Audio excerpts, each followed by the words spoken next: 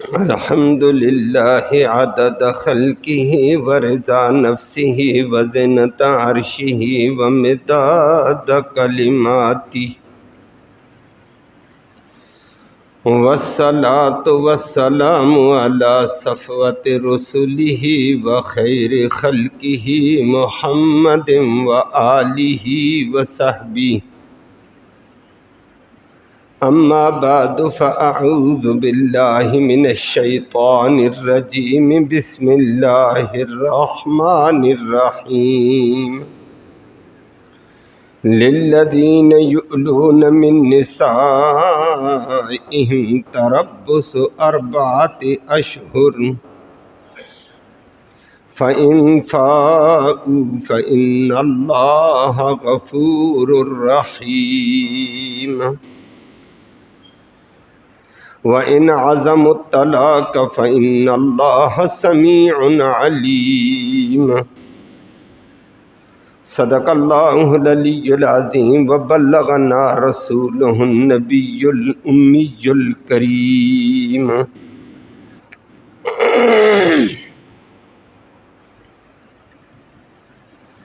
قابل عزت تکریم معزز سامعین کرام، کل بھی آپ کے سامنے دو باتوں کا ذکر ہوا تھا۔ ایک قسم کی قسموں کا ذکر ہوا کہ قسم 3 طرح کی ہے۔ ایک قسم میں کفارہ ہے، باقی 2 میں نہیں ہے کوئی گنجائش،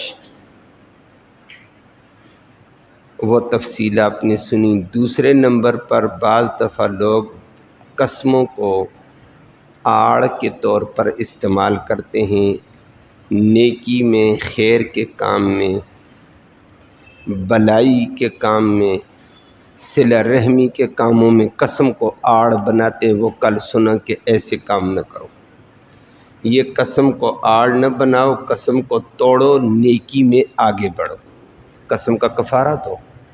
اور قسم کا کفارہ بھی آپ نے کل سماعت کیا۔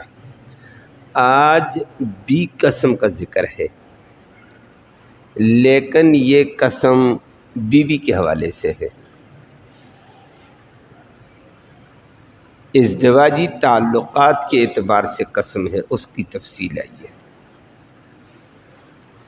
اس کو قرآن کی زبان میں اور محمد کریم صلی اللہ علیہ وسلم کی زبان، شریعت کی زبان میں ایلا کہا جاتا ہے۔ وہ یہ ہے کہ ایک آدمی کسی وجہ سے بیوی کو کہہ دیتا ہے کہ میں اس بیوی کے پاس قسم اٹھا کر کہتا ہے میں خدا کی قسم اس بیوی کے پاس نہیں آؤں گا، یہ کروں گا، وہ کروں گا۔ شریعت نے کہہ دیا اگر جوڑ رکھ سکتا ہے تو 4 ماہ کی مہلت ہے آپ کو۔ 4 ماہ کے اندر بیوی کے ساتھ صلح بھی کر، قربت بھی کر، اس کا حق بھی ادا کر تو بہت اچھی بات ہے، قسم کا دے دینا پڑے گا کفارہ جیسے کل گزرا۔ اور اگر نہیں کرے گا 4 ماہ تک تو رکا رہا تو بیوی کو ہو جائے گی طلاق، نکاح ٹوٹ جائے گا۔ یہ طلاق وہ ہے جس سے نکاح ٹوٹے گا۔ طلاق کی قسمیں ہیں۔ پھر اگر صلح کریں گے تو الگ مسئلہ ہوگا، نئی صلح کی صورت میں پھر نیا نکاح، نیا مہر رکھ کر صلح ہو سکتی ہے، لیکن نکاح پہلا ٹوٹ گیا۔ وہ لفظی آپ سماعت فرمائیں پھر بات کرتے ہیں۔ فرمایا آج بھی اللہ نے فرمایا قسم ہی کے حوالے سے، کل پرسوں بھی آپ نے سنا، آج بھی فرمایا للذین، ان لوگوں کے لیے یؤلون، جو ایلا کر دیتے ہیں، بیوی کے پاس نہ جانے کی قسم اٹھا لیتے ہیں، قسم اٹھاتے ہیں نہ جانے کی، من نسائہم، اپنی بیویوں کے حوالے سے۔ ان لوگوں کے لیے ہے تربص، مہلت، 4 اشہر، 4 ماہ کی، بس اس سے آگے کی نہیں ہے۔ فَإِنْ فَاءُوا، اگر یہ اپنی شریعت کے تقاضے پورے کر لیں تو بہتر، فَإِنَّ اللَّهَ غَفُورٌ، بے شک اللہ رب العالمین بخشنے والا ہے، رحیم رحم کرنے والا۔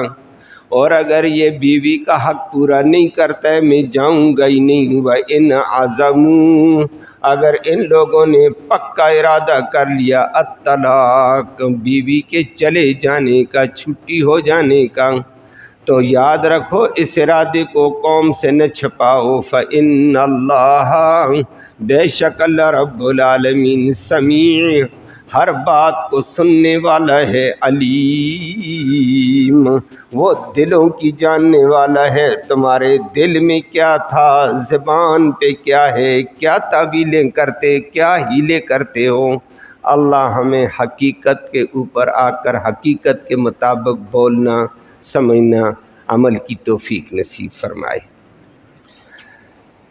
جیسے میں نے ذکر کیا آج بھی قسم کا ذکر ہے، لیکن یہ قسم ہے میاں بیوی کے درمیان، میاں بیوی کے درمیان میں، لیکن قسم اٹھانے والا مرد ہی ہے، عورت نہیں، عورت کا ہمارا معاملہ نہیں ہے۔ کہ کبھی کبھی گھریلو ناچاکی ہو جاتی ہے، کبھی کبھی نا اتفاقی ہو جاتی ہے، کسی بات میں میاں بیوی کا الجھاؤ ہو جاتا ہے، کسی بات میں بیوی حامد کی بات نہیں مانتی ہے، تو ان ناچاکیوں میں، اس لڑائی میں، اس نا اتفاقی میں، اس الجھاؤ میں کبھی مرد یہ جملہ بول دیتا ہے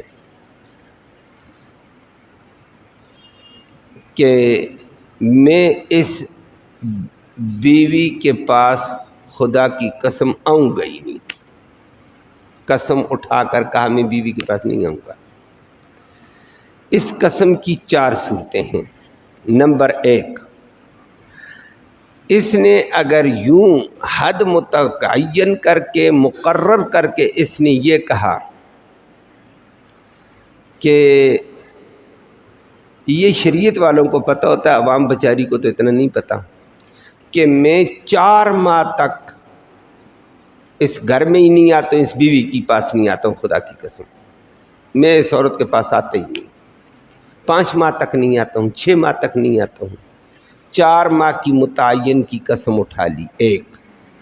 دوسری صورت یہ ہے کہ اس نے 4 ماہ سے زائد 5 ماہ، 6 ماہ، سال، 2 سال کی قسم اٹھا لی کہ خدا کی قسم میں تو سال بھر ادھر دیکھوں گا بھی نہیں، میں آتا ہی نہیں ہوں، 4 ماہ سے آگے چلا گیا۔ تیسری صورت یہ ہے کہ یہ غصے میں مطلق یہ کہہ چکا ہوتا ہے کہ میں نے تو اس بیوی کے پاس کبھی آنا ہی نہیں ہے، میں نہیں آتا ہوں۔ یہ تو بڑا لمبا کیس ہو گیا ہے۔ یہ تیسری صورت ہے۔ چوتھی صورت ایک اور ہے، پھر انہی 3 صورتوں پہ پلٹیں گے۔ چوتھی صورت یہ ہے کہ اس لڑائی میں، جھگڑے میں، بیوی کے ساتھ نا اتفاقی میں، ناچاکی میں، الجھاؤ میں یہ کہہ چکا ہے میں 2 ماہ تک اس گھر میں آتے نہیں، میں جا رہا ہوں، میں اب آفس جا رہا ہوں، آفس سے ہی آگے فلاں جگہ جاؤں گا، میں کاروبار میں جا رہا ہوں، میں فلاں سے ہی آؤں گا، میں 2 مہینے ادھر آتا ہی نہیں ہوں، 3 مہینے آتا ہی نہیں ہوں، 1 ماہ تک آتا ہی نہیں ہوں۔ تو گویا 4 مہینے سے نیچے نیچے کہہ رہا ہے، بات سمجھ آئی ہے؟ 4 مہینے سے نیچے۔ اور کبھی صورتیں ایسی ہو جاتی ہے، اس کو بھی پتہ ہے میں نے کراچی جانا ہے، مہینہ ڈیڑھ میرا ادھر لگے گا، کہتا ہے 2 ماہ تک مجھے بھی تو نہیں دیکھے گی ادھر، خدا کی قسم میں نہیں آؤں گا۔ کبھی کبھی اور ناراضگی ہو جاتی ہے تو تھوڑا دیندار ہوتا ہے، کہتا ہے اچھا میں بھی اس گھر میں تو مجھے نہیں دیکھی ہے، میں آؤں گا ہی نہیں 2 ماہ تک، 1.5 ماہ تک۔ آگے کہتے ہیں کیسے، کدھر جائے گا؟ کہتا ہے میں بھی چلے میں جا رہا ہوں۔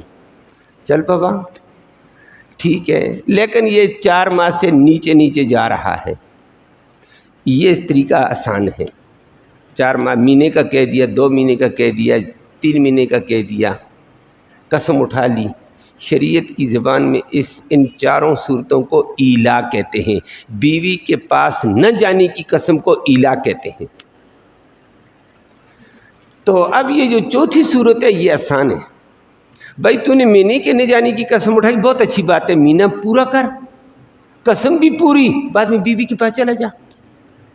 2 مہینے کی قسم اٹھائی ہے، 2 مہینے بھی پورے کر، بعد میں چلا جانا. 3 مہینے کی قسم اٹھائی ہے، 3 مہینے کے پورے بھی کر اور بیوی کے پاس چلے بھی جا. گنجائش نکل گئی، دونوں کام برابر چل گئے ہیں.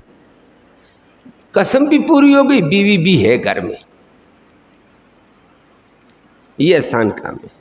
اور اگر اس کو بھی توڑتا ہے تو وہ بھی کل آپ نے سن لیا، توڑتا ہے کیا تو غلطی ہو گئی تھی، ہے تو میری بیوی، کوئی نہ کوئی اونچ نیچ ہو جاتی ہے، تقاضا ہو جاتا ہے، بیوی کا بھی حق ہے، خرچے کا بھی حق ہے، اس کا ازدواجی بھی حق ہے، میں جاتا ہوں.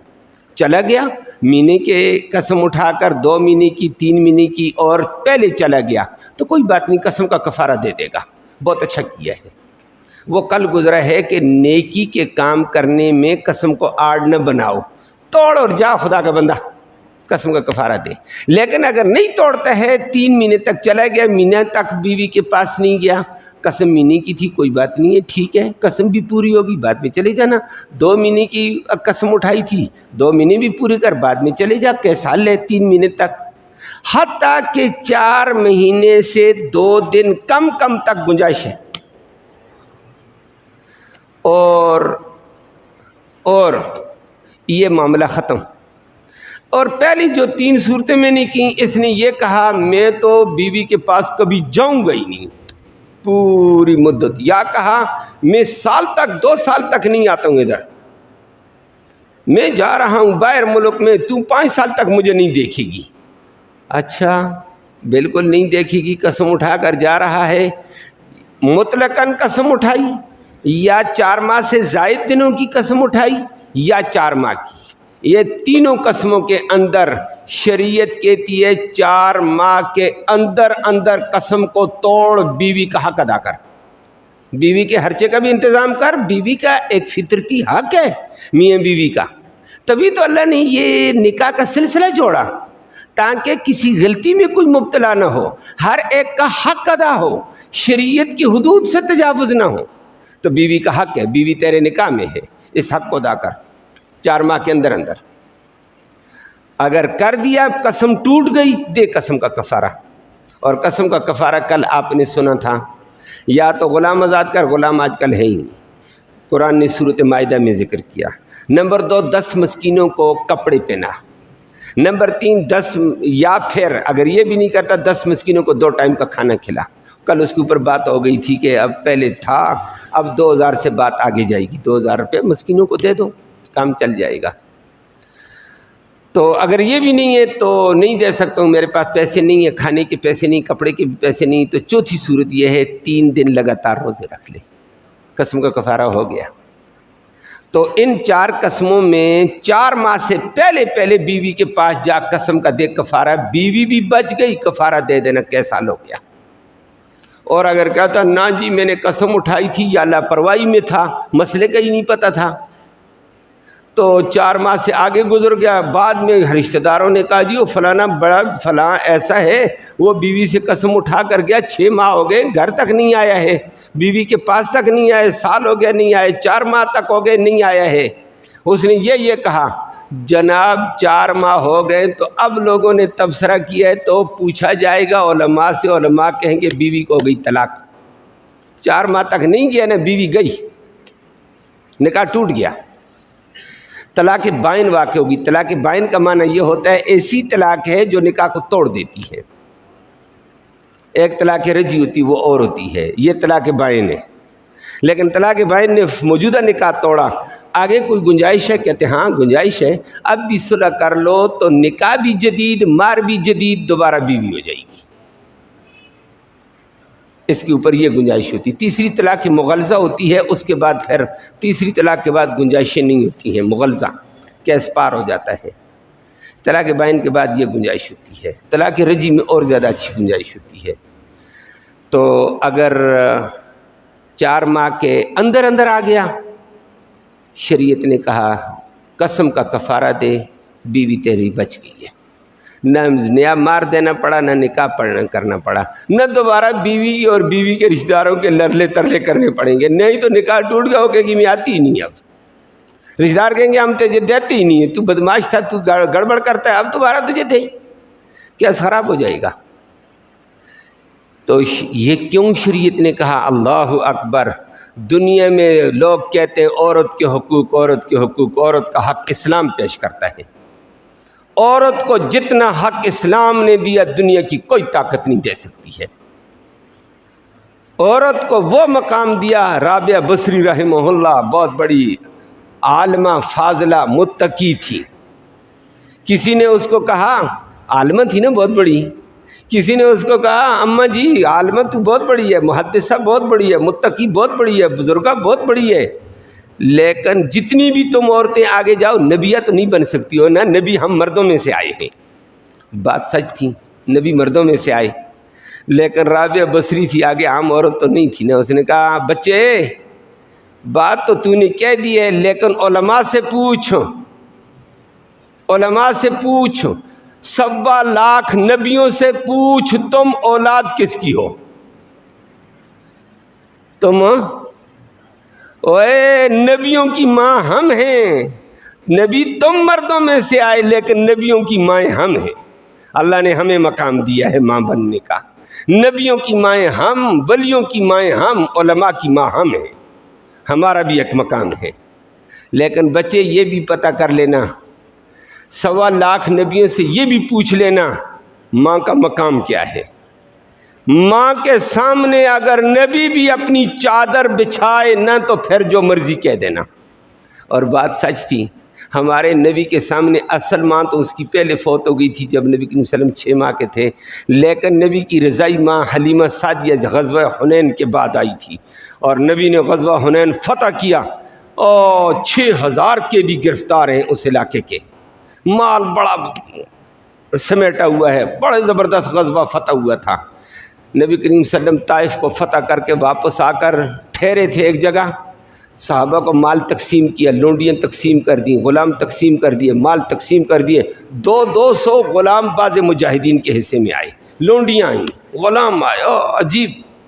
نبی کریم صلی اللہ علیہ وسلم بیٹھے ہوئے تھے، صحابہ بھی بیٹھے ہوئے تھے، دور سے ایک کبڑی ماں آ رہی ہے، بوڑھی اماں جی آ رہی ہے، لوگوں نے کہا پتہ نہیں کون آ رہی ہے، توجہ نہیں کہ نبی کریم صلی اللہ علیہ وسلم کا یا رسول اللہ سامنے سے عورت آتی ہے، نبی نے دیکھا عورت آتے آتے قریب آئی، نبی ایک دم کھڑا ہو گیا، نبی کھڑا، لوگوں نے کہا کافر عورت، کافر علاقہ فتح کیا ہے، یہ پتہ نہیں کون عورت ہے، نبی کھڑا ہو گیا اس کے لیے، نبی کھڑا ہو گیا، صحابہ کو بھی کھڑا ہونا پڑا، نبی کریم صلی اللہ علیہ وسلم آگے بڑھے، اماں جی کا ہاتھ پکڑا، لایا، اور نبی نے اپنی نبوت کی چادر اٹھائی اور بچھائی، اور اماں جی کو پکڑ کر اوپر بٹھا دیا، بیٹھ اس چادر کے اوپر۔ صحابہ کو ذرا غصہ آیا، نبوت کی چادر کے اوپر کافر عورت، مشرکہ عورت، یہ نبوت کی چادر ہے، کوئی معمولی نہیں ہے۔ نبی کریم صلی اللہ علیہ وسلم کو متجسسانہ دیکھا، یا اللہ کے نبی کس عورت کو بٹھاتے اس عظمت والی چادر پر، نبوت کی چادر ہے۔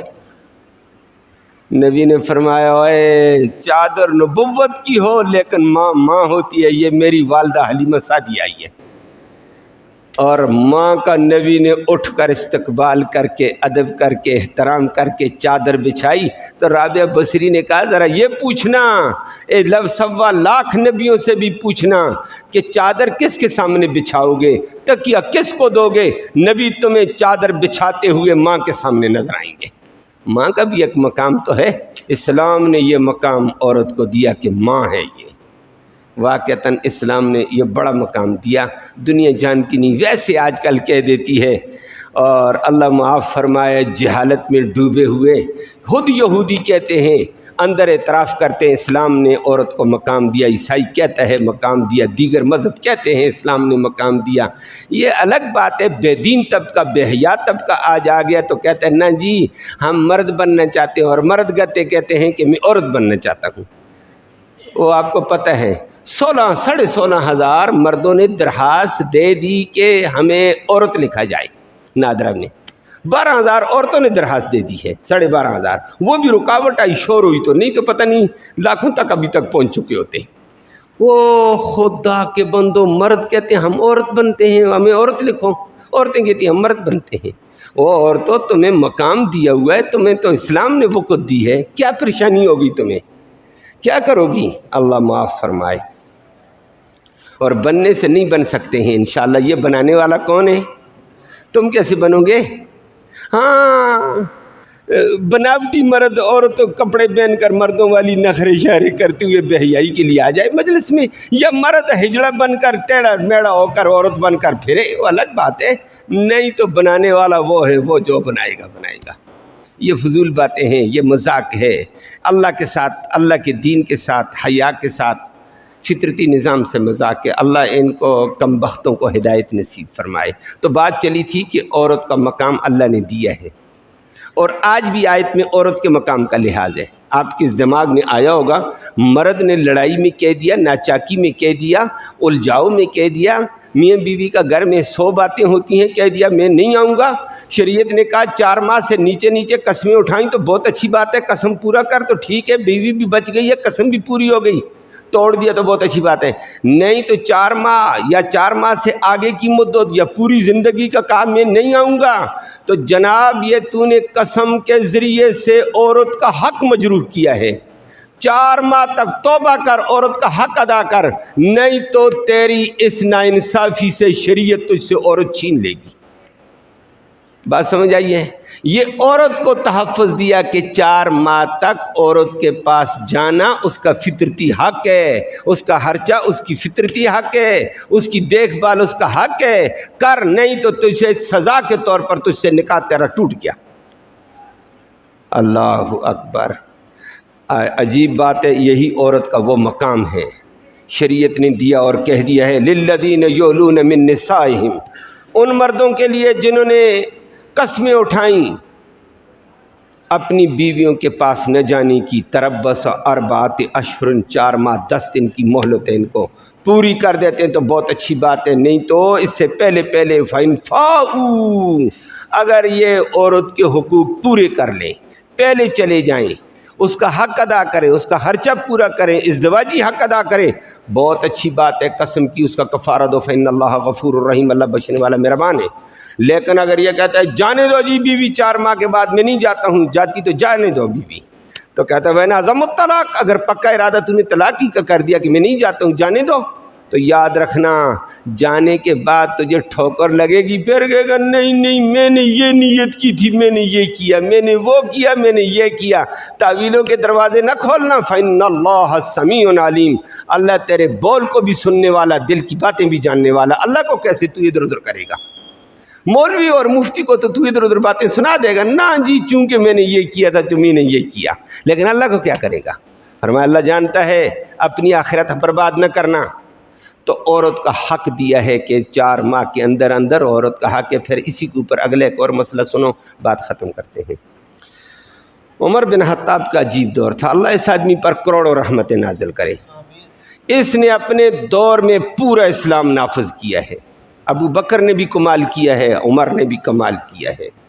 ان کا ایسا دور تھا، پورا نہج نبی انہوں نے نافذ کر کے دکھایا۔ نبی کے دور میں اسلامی حکومت چھوٹی تھی، ان کے دور میں تو پھیلی ہے، انہوں نے پھیلاؤ میں ایسا اسلام دنیا کو دکھایا، حد حاتم کی ہے۔ اللہ ان پہ کروڑوں رحمتیں نازل کرے۔ تو ریاست مدینہ کا سربراہ تھا عمر، لیکن یہ خادم تھا، خادم، رات کو عشاء کی نماز پڑھا کر مختصر درس دیا چلا جاتا، بیس بدلا، پگڑی اتاری اور لالٹین لی، کبھی لالٹین لی نہیں، لالٹین تھی نا پرانے دور میں، چراغ، یہ ہوتے مختلف دوروں میں۔ مدینہ کی گلیوں میں گھوم رہا ہے، دیہاتوں میں گھوم رہا ہے، کوئی کبھی کبھی پہچان لیتا، ہوئے یہ تو امیر المومنین، کبھی کوئی پہچانتا ہی نہیں، لیکن جو پہچان لیتا ساتھ اپنے ساتھ چلتے ہوئے کہتے ہیں امیر المومنین، لوگ سوئے ہوئے ہیں، آپ جاگ رہے ہیں، آپ ادھر پھرتے ادھر پھرتے، یہ کیا؟ امیر المومنین آگے عجیب کہتا ہے اگر امیر المومنین سو گیا لوگ نہیں سوئیں گے، میں جاگ جاؤں لوگ آرام سے سو جائیں، یہ عمارت کا، اسلامی حکومت کا حق ادا ہو گیا، یہ ریاست مدینہ کا حق ادا ہو جائے گا۔ تو کہتا ہے میں سو جاؤں گا، لوگ تو پریشان ہوں گے، کوئی بھوکا ہوگا، کوئی بیچارہ پریشان ہوگا، کوئی کس حال میں ہوگا، تو پھر مجھ سے اللہ کل پوچھے گا، اس لیے میں رات کو چیکنگ کرتا ہوں کہ کوئی پریشانی میں تو نہیں ہے، اس کی پریشانی دور کرنی ریاست مدینہ کا حق ہے، میں ادا کروں گا۔ اور اس کے بڑے بڑے واقعات ہیں پھر. تو ایک جگہ چلتے ہوئے عمر بن خطاب نے یہ فیصلہ بھی قانون نافذ کیا ہوا تھا، مستکبرین بہ سامرا تہجرون. قرآن نے کہا کہ رات کو عشاء کے بعد پڑھائی کے علاوہ، پڑھنے پڑھانے کے علاوہ گپ شپ دنیاوی لگانی جاگنا حرام ہے. میری بات سمجھ آئیے کہ عشاء کے بعد جلدی سو جاؤ تاکہ صبح نماز کے لیے جلدی اٹھو اور کاروبار اپنا حلال کا کرو. مستکبرین بھی، اور آج کل ہمارا حال ہی کوئی اور ہے. عمر نے اپنے دور میں کہا عشاء کے بعد پڑھائی کے علاوہ کوئی مجھے جاگتا ہوا مل گیا سزا دے دوں گا، میں محمد کے دین کو پورا نافذ کر کے دکھاؤں گا. کمال آدمی تھا. اور اب گلیوں میں گزرتے ہوئے نا کسی گھر میں آواز آ جاتی، کہتا آواز کیوں آئی ہے؟ وہاں نشان لگا لیتا، کہتا صبح پتہ کروں گا کہ کیوں رات کو بات چیت کر رہے تھے، سوئی کیوں نہیں تاکہ صبح جلدی نماز کے لیے اٹھتے. واہ کمال کا دور تھا. اور آج کل ہم بیٹھے ہوئے گپوں میں، لغویات میں، بکواسوں میں، ٹی وی کے جھوٹے تبصرے، الزام تراشیاں، گالی گلوچ. اے اللہ، بعد 2 بجے سوتے ہیں، صبح پتہ ہی نہیں 11 بجے اٹھے میں ناشتہ کر رہا ہوں. واہ تیرا ناشتہ ہی 11 بجے ہے. یہ ہمارا حال ہو چکا ہے. آدھا دن بھی گزر گیا ہے، اس کا ناشتہ ہو رہا ہے، صبح کی نماز کا پتہ ہی نہیں ہے. اللہ ہمیں معاف فرما دے. فطرتی نظام تبدیل کر دیا. کاش عمر آئے، ریاست مدینہ آئے، پھر پتہ چلے. تو عمر رات کو پھرتا تھا. پھرتے ہوئے عشاء کے بعد ایک گھر سے اشعار کی آواز آئی ہے، کوئی شعر پڑھ رہا ہے. عمر نے کان لگائے، اوئے یہ تو اشعار ہو رہے ہیں. گانا، لیکن گانے میں اور اشعار میں ذرا فرق ہے. گانا ناجائز ہے اسلامی حکومت میں، تو اشعار چل رہے ہیں. عمر نے کان لگایا. کان جب لگایا، اور عمر اپنے آپ کو کہتا ہے کل قیامت کے دن کہے گا اللہ تو نے یہ نمیمہ کی ہے، کنسوئی اس کو کہتے ہیں. ایک بات سن کر آگے کیوں خفیہ باتیں سنتا ہے، جاسوسی. عمر کہتا ہے، خود ہی کہتا ہے میں اللہ کو جواب دوں گا، اللہ میں نے اس لیے کان لگایا، اگر کوئی مجبور ہے تو اس کی تلافی کروں گا، اگر کوئی ناجائز کرتا ہے تو اس کو روکوں گا، اور اگر کوئی درست ہوا تو اس کی تائید کروں گا. میں اپنے لیکن عورت کے اشعار چلے، زبردست عشقی اشعار پڑھ رہی تھی. عورت ڈوبا ہوا عشق میں عورت کے اشعار تھے. عمر کو بھی یاد ہو گئے، نشان لگا گیا. صبح عورت کو طلب کر دیا ہے. چاش کے بعد، پڑھانے کے بعد عمر کی عدالت لگتی. عورت کو لائے، فلاں عورت فلاں گھر میں بلاؤ. بلائی. عورت کو کہا رات کو کیا کر رہی تھی، عشاء کے بعد سوئی کیوں نہیں تھی. عورت بھی آگے عالمہ تھی صاحبی. اس نے کہا عمر میرے گھر کی دہلیز کے اندر کی آپ کو کیا حق پہنچتا ہے کہ خبر رکھیں؟ آپ حکومت باہر سے چلا سکتے ہیں. عمر نے کہا، عمر کہتا ہے کہ دہلیز کے اندر بھی کوئی مجبور ہوگا، عمر خادم بن کر آئے گا. میں نے اس لیے کان لگایا. اچھا، تو کہا تو اشعار پڑھتی تھی، کیوں پڑھتی تھی مجھے بتا. اگر ویسے عشق کے اشعار پڑھتی تو تیرا جرم ہے. اس نے کہا عمر میں اپنے حامد کے عشق میں پڑھتی تھی. کہا ہاں تیرے حامد کا نام؟ کہا یہ نام ہے. اس نے کہا اشعار میں تو یہ نام لے رہی تھی. اس نے کہا میں اس کے شادی ہوئی تھی، کچھ عرصے کے بعد میرے ساتھ رہا، جہاد پہ چلا گیا تھا. وہ شام اور فارس میں جہاد کر رہا ہے، فارس میلوں 1 ماہ کی مسافت پر. تو مجھ سے جدا تھا کئی عرصے سے. مجھے انسانی ناطے کے ساتھ حامد یاد آیا، وہ قربت یاد آئی. تو میں عربی ہوں، شعراء بھی ہوں، اللہ نے مجھے دماغ بھی دیا، علم بھی دیا. میں اس کے عشق میں شعر پڑھ رہی، اپنے حامد کے عشق میں. حامد کا عشق جائز ہے. عمر نے کہا بالکل جائز ہے، یہ بات ہے. لیکن عمر فکر مند انسان تھا. عمر نے عورت کو تو کہہ دیا بیٹھ جا. بیوی اپنی بیٹی حفصہ کو بلا لیا. کون بیٹی؟ حفصہ. یہ کون ہے؟ نبی کریم صلی اللہ علیہ وسلم کی بیوی. عمر کی بیٹی حفصہ کو بلایا، بیٹی بات سن، مدینہ کی سرکردہ عورتوں کو بلا، نبی کی بیویوں کو بھی بلا، بیویوں کے علاوہ بڑی صحابیہ کو بھی بلا. یہ مسئلہ حل کر کے بچی مجھے دے دے. عمر آج اس مسئلے کو حل کرے گا کہ عورت فطرتی حق کے اعتبار سے کب تک صبر کر سکتی، آرام سے رہ سکتی ہے. اس کے جذبات کتنی مدت کے بعد ابھر جاتے ہیں، اور پھر وہ عشق میں ڈوبے یا گناہ کی طرف مائل ہو. یہ مجھے حل کر کے بتا۔ حفصہ نے کہا ابو جی میں تو نہیں حل کروں گی، نبی کی بیوی ہونے کے ناطے سے میں تو اپنے بارے میں نہیں کہوں گی، نبی کی بیویاں یہ مسئلہ حل نہیں کر سکیں گی، نبی کی بیویوں میں تقوی غالب ہے، اور تقوی غالب ہونے کی وجہ سے وہ سال سال بھی ان کو پرواہ نہیں ہوتی ہے، تو میں عورتیں جمع کرتی ہوں۔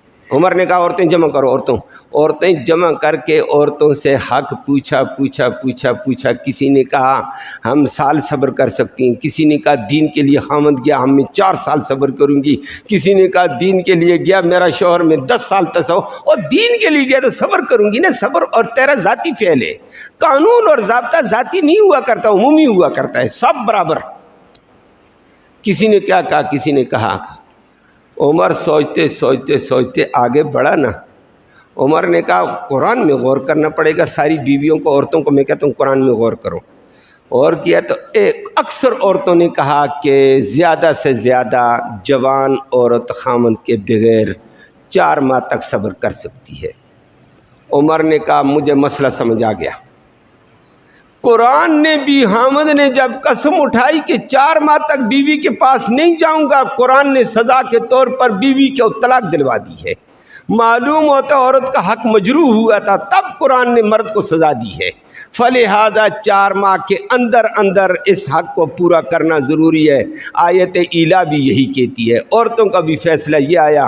عمر نے قانون جاری کر دیا، جہاں جہاں مجاہد فوجی رہتا ہے، سرکاری پولیس میں کوئی بندہ ہے، فوج میں کوئی بندہ ہے، جو سرکار کے محکمہ ڈاک اس وقت بنا دیا تھا، سارے محکمے عمر نے بنا لیے، محکمہ ڈاک میں کوئی ہے، محکمہ پولیس میں ہے، محکمہ وزارت میں ہے، تعلیم میں ہے، 3 ماہ کے اندر ان کو چھٹی 1 ہفتے کی یا 15 دن کی دینی حکومت کے ذمہ، اسلامی حکومت کے ذمہ لازم ہے، گھر بھیجو۔ اور اگر کوئی 4 ماہ تک کوئی سرکاری فوجی یا پولیس والا یا کوئی سرکاری محکمے والا گھر نہیں جائے گا، میں اس کو سزا دوں گا۔ اس سے عمر کی عدالت میں عورت کا حق کیسے مجروح ہو؟ یہ اپنے گھر جائے۔ واہ عمر، اللہ تیرے اوپر کروڑوں رحمتیں کرے۔ اس کو عمر کہتے ہیں۔ یہ اسلامی عدالت تھی، ریاست مدینہ تھی۔ آج کل ہم نے اس ریاست مدینہ کو ایک کیا بنا کر پیش کر دیا، بدنامی کا ذریعہ بنے ہیں۔ اللہ ہمیں ایسے عمر دے، ایسے ریاست مدینہ ملے، پھر پتہ چلے گا کسی کا حقوق تلف تک نہیں ہونے دیتے تھے۔ اور اسی آیت کے تحت عمر نے قانون جاری کر دیا۔ یہ اب عورت کا تحفظ اسلام نے کیا نہیں کیا، عورتیں اچھل کر آ جائیں جی ہمارے حقوق، اور تمہارے حقوق اسلام دیتا ہے تمہیں۔ جو اسلام حق دیتا ہے کسی کا کوئی دنیا کی طاقت نہیں دے سکتی ہے۔ پیدا کرنے والا رب جانتا ہے عورت کے اندر میں نے کیا کیا رکھا ہوا ہے، وہ اس کے مطابق وہ قانون بناتا ہے، وہ درست ہے۔ پیدا کرنے والا مجھے اور آپ کو پیدا کیا، وہ جانتا ہے میں نے اندر کیا رکھا، اس کے مطابق اس کے قانون ہے، وہ درست ہے۔ اب اپنی طرف سے ہم کہیں میرا یہ تیرا میرا نہیں ہے، میری مرضی تیری مرضی نہیں ہے۔ اس پیدا کرنے والے نے حکیمانہ فیصلے دیے، درست دیے ہیں۔ اللہ ہمیں اسلام کے مطابق زندگی گزارنے کی اور عمل کرنے کی توفیق نصیب فرمائے۔ اللہم صلی وسلم دائما ابدا علی حبیبک خیر الخلق کلہم۔ یا اللہ تو رحمت کے فیصلے فرما، کوتاہیوں کو معاف فرما، صغیرہ کبیرہ گناہوں کو معاف فرما، دونوں جہانوں کی سرخروئی نصیب فرما، ذلت اور رسوائی سے محفوظ فرما۔ سچے دین کا یا اللہ تو ہمیں سچا پیروکار بنا دے، عظمت والے دین کی یا اللہ یہ ریاست، یہ قانون ہم سب کو نصیب فرما، یہ امن والے رحمت والے قوانین کو عملی طور پر دنیا میں نافذ فرما۔ ایسا طبقہ نصیب فرما جو عملی قانون کو نافذ، اسلامی قانون کو نافذ کرنے والا ہو۔ ایسے لوگوں کی معیت اور مدد فرما دے۔ افغانستان سے اٹھنے والے جو اسلامی نقشے کو پیش کرتے ہیں، اللہ ان کو غلبہ عطا فرما دے، اور اس غلبے کے تحت پوری دنیا میں اس کے اثرات پیدا فرما دے۔ یا اللہ ریاست مدینہ والے دوبارہ نقشے دنیا پہ قائم فرما دے، رحم کا معاملہ فرما دے۔ یا اللہ ہمارا بیٹھنا سننا سنانا قبول فرما۔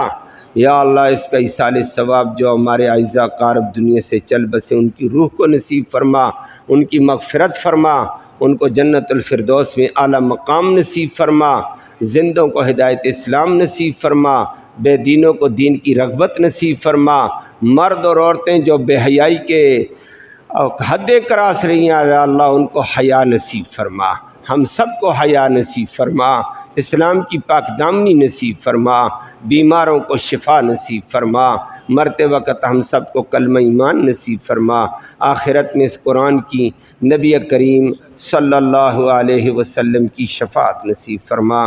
صلی اللہ تعالی علی خیر خلق محمد۔